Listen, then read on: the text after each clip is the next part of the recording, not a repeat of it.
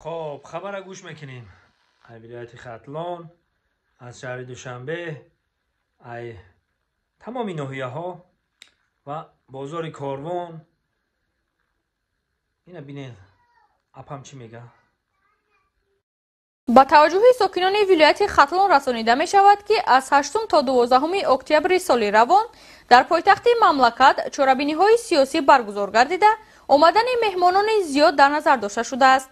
بنابراین ریاست وزارت کارهای داخلی در ولایت ختلان از کل رانندگان و ساکنان ولایت ختلان با احترام خواهش می نماید که روزهای ذکر شده به ضرورت جدی توسط واسطه های نقلیات شخصی و دولتی از سفر نمودن به شهر دوشنبه خودداری نمایند. در صورت به ضرورت سفر کردن ساکنان ولایت به شهر دوشنبه واسطه های نقلیات شخصی و دولتی از دیدبانگاه های دائم و عمل کننده بازرسی دولتی اتومبیلی بازپس گردانیده می شود. خب اینو گوش کردیم. خلاصه برای میخواه در خونه‌مون استراحت کنیم. نفرانی که رنگی ما بیکارن عین زمان، من عین زمان بیکارم.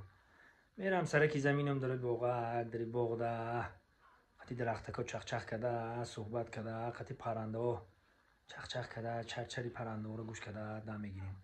و در آخر نفرانی که در غریبیان، این شرکت مویدین برای گذاشتن گرانیتسا این رقماشون زنگ بزنین، محرمت گرانیتسا بگذارین، سوخ سلامت بیاین با خفای کارتون شین. خداوند همه مونده برای کار بوده. خدا نگهبان.